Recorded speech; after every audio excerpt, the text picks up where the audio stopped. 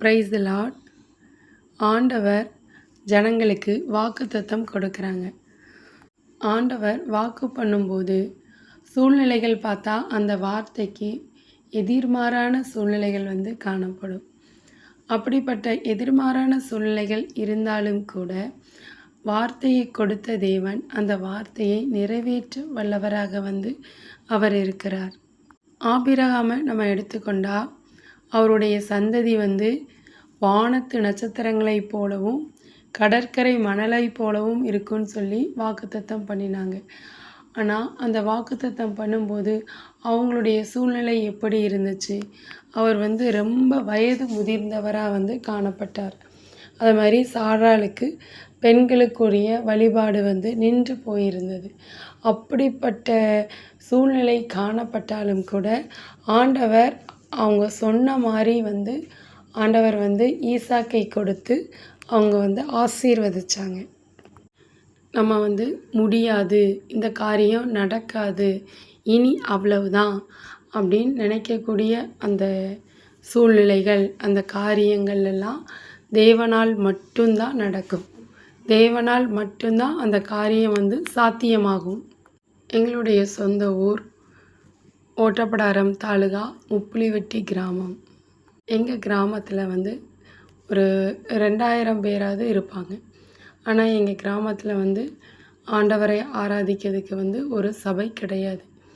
எனக்கும் இங்கே ஒரு சபை இருக்கணும், ஒரு வாக்கபிள் டிஸ்டன்ஸில் ஒரு சபை இருந்தால் நல்லாயிருக்கும் அப்படின்னு சொல்லி நான் பல வருஷங்களாக இங்கே ஒரு சபை எழும்பணும், ஒரு ஆண்டவர் இங்கே ஒரு போதகரை ஏற்படுத்தி கொடுக்கணும், ஒரு சபையை ஏற்படுத்தி கொடுக்கணும் அப்படின்னு சொல்லி பல வருடங்களாக ஜெபித்து கொண்டு வந்தேன்.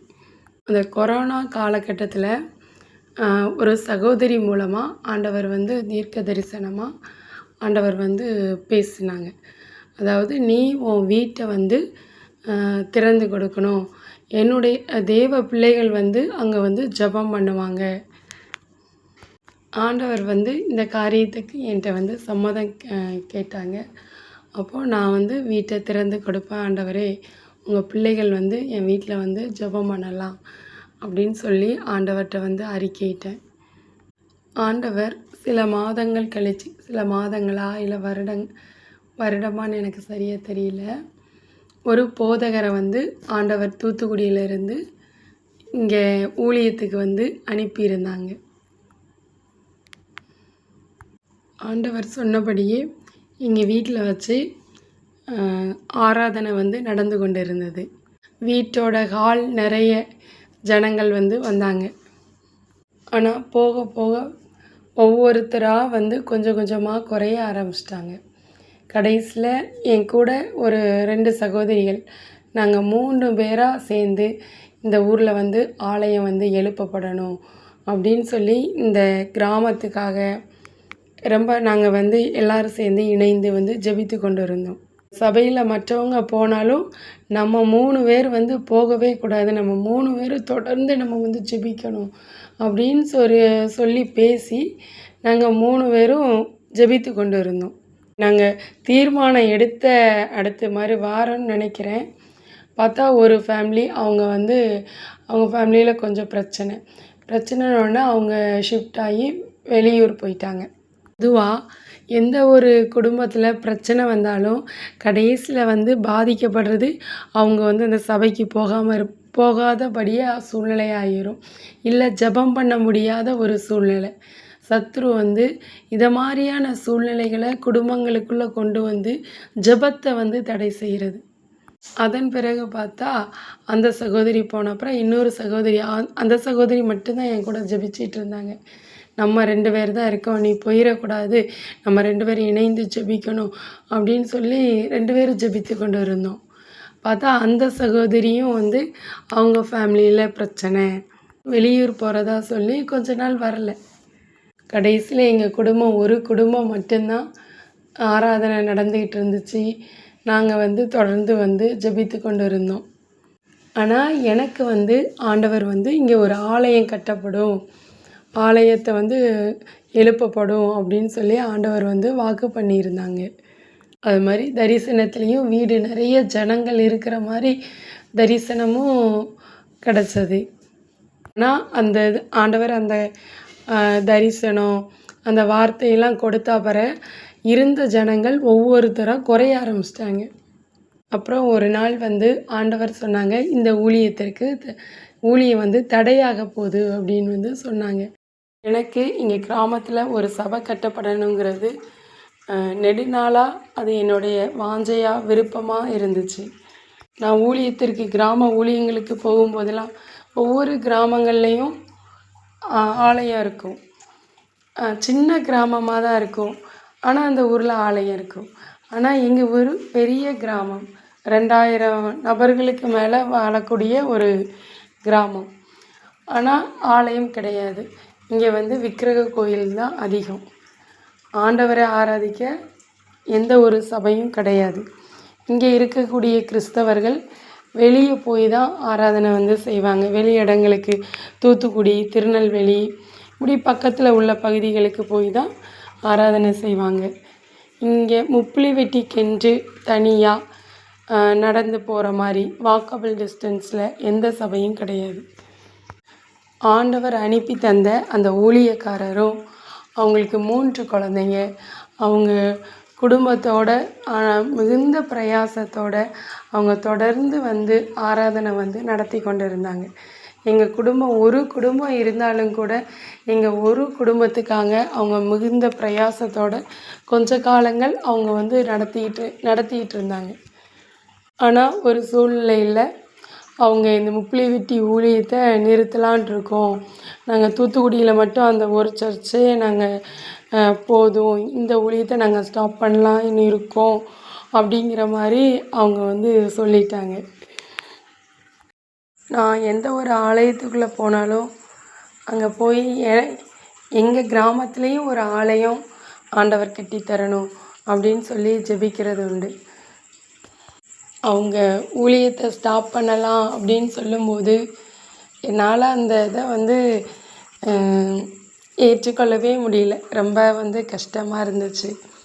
அப்புறம் ஆண்டவர்கிட்ட சமூகத்தில் உட்காந்து அழுது ஜெபம் பண்ணேன். ஆண்டவர் என்னை சோர்ந்து போகக்கூடாது அப்படின்னு சொல்லி பலப்படுத்தினாங்க. நம்ம ஒரு காரியத்துக்காக பல வருஷமாக ஜெபம் பண்ணிவிட்டு இனி நடக்காது அப்படின்னு நினச்சி நம்ம விட்டுட்டோம்னா அந்த காரியம் நடக்காது. நம்ம ஒரு காரியத்துக்காக செஞ்ச ஜெபம் அப்படி கட்டப்பட்டு கொண்டு இருக்கும். நம்ம விட்டுட்டோன்னா அந்த ஜெபம் இடிஞ்சு போயிடும். இந்த காரியத்தை ஆண்டவர் என்கிட்ட சொன்னாங்க. அதனால் நீ தொடர்ந்து ஜெபிக்கணும். இந்த இதில் நீ சோர்ந்து போகக்கூடாது. நான் ஒரு குடும்பம் தான் இருக்கேன், நான் ஒரு ஆள் தான் இருக்கேன் அப்படின்னு சொல்லி சோர்ந்து போகக்கூடாது அப்படின்னு சொல்லி ஆண்டவர் ஊக்கப்படுத்தி என்னை தொடர்ந்து ஜெபிக்கிறதுக்கு ஆண்டவர் வைத்தாங்க. அதற்கு பிறகு தொடர்ந்து ஆராதனைக்கு பாஸ்டர் வரேன்னு சொல்லிட்டாங்க. அதன் பிறகு நான் யாரெல்லாம் சபையை விட்டு வெளியே போனாங்களோ அவங்களுடைய பேரெல்லாம் எழுதி வச்சு அவங்க மீண்டும் சர்ச்சுக்குள்ளே வரணும், சபைக்குள்ளே வரணும்னு சொல்லி ஒவ்வொருத்தர் பேரையும் எழுதி வச்சு அவங்களுக்காக நான் ஜெபிக்கிறது உண்டு. வெளியே போன ஒவ்வொருத்தரும் என்னென்ன பிரச்சனைகளில் அவங்க வெளியே போனாங்களோ அந்த டைம்லலாம் ஆண்டவர் அவங்களுக்கான வார்த்தையை கொடுப்பாங்க.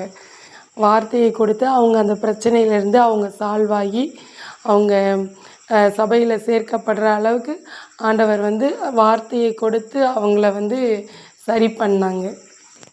அதன் பிறகு யாரெல்லாம் சபையில் சேர்க்கணும், எந்தெந்த நபர்களெல்லாம் சபையில் சேர்க்கணும், அவங்கள ஒவ்வொருத்தர் பேரையும் சொல்லி அவங்கள சபைக்கு கூப்பிட சொல்லுவாங்க. ஆண்டவர் யாரெல்லாம் சொல்கிறாங்களோ அவங்களுக்கு சபைக்கு வர முடியாது, அவங்களுக்கு ப்ரேயருக்கு வர முடியாது, அவங்களுக்கு தடைகள் இருக்குன்னு சொல்லுவாங்க. கிட்டத்தட்ட அவங்க வாரேன் அப்படின்னு சொல்லி சொன்னாலும் கூட ஒரு 4 வாரம் 5 வாரம் அவங்களுக்கு வரவே முடியாது. பயங்கர தடைகள் இருக்கும். ஒரு ஆளை சபைக்குள்ளே கொண்டுட்டு வரணும் அப்படின்னா 1 மாதமாவது அவங்களுக்காக ஜெபிக்கணும். ஜெபிக்கும்போது தான் அந்த போராட்டங்களை சத்துரு போராட்டங்களெல்லாம் அவங்க மேற்கொண்டு அவங்க சபைக்கு தொடர்ந்து அவங்க வர முடியும். நாங்கள் ஒரு குடும்பம் மட்டும் இருக்கும்போது அந்த வருஷத்தில் 2025ஆம் வருஷத்தில் கொடுத்த அந்த வாக்குத்தத்த வசனம், அதை சொல்லி சொல்லி வந்து நான் ஜெபம் பண்ணுவேன். அந்த வாக்குத்தத்த வசனம் என்னென்னா, நீ என் பார்வைக்கு அருமையானபடியினால் கனம் பெற்றாய், நானும் உன்னை சிநேகித்தேன், ஆதலால் உனக்கு பதிலாக மனுஷர்களையும் உன் ஜீவனுக்கு ஈடாக ஜனங்களையும் கொடுப்பேன். இந்த வசனத்தில் அதில் கொடுக்கப்பட்டுள்ள உனக்கு பதிலாக மனுஷர்களையும் உன் ஜீவனுக்கு ஈடாக ஜனங்களையும் கொடுப்பேன். இந்த வார்த்தையின்படி எனக்கு ஜனங்களை தாங்க. இந்த சபைக்கு வந்து ஜனங்கள் வேணும் ஆண்டவரே, எனக்கு ஜனங்கள் வேணும் ஆண்டவரே அப்படின்னு சொல்லி ஆண்டவர்கிட்ட வந்து கண்ணீரோடு ஜெபிப்பேன். ஆண்டவர் அந்த வாக்குத்தத்த வசனத்தின்படி திரும்பவும் ஆண்டவர் வந்து ஜனங்களை வந்து கொடுத்தாங்க. அதன் பிறகு ஒரு ஆலயம் வந்து எழுப்பி தரணும் அப்படின்னு சொல்லி ஜெபம் பண்ண ஆரம்பித்தோம். கிட்டத்தட்ட 2025 நவம்பர் மந்த் ஆயிட்டு. இன்னும் ஒரு மாதம்தான் இருக்குது. இந்த வருஷத்துக்குள்ளே எப்படியாவது எங்களுக்கு ஒரு ஆலயம் வேணும்னு சொல்லி ஜெபம் பண்ணோம். அப்புறம் வந்து டிசம்பர் மாதத்தில் வந்து ஒரு 21 நாள் உபவாசம் இருந்து ஆலயம் இந்த வருஷத்துக்குள்ளே கட்டணும், இந்த வருஷத்தில் அது தொடங்கி ஆகணும் அப்படின்னு சொல்லி ஒரு 21 நாள் உபவாசம் போட்டு நானும் இன்னொரு சகோதரியும் சேர்ந்து நாங்கள் ஜெபித்தோம்.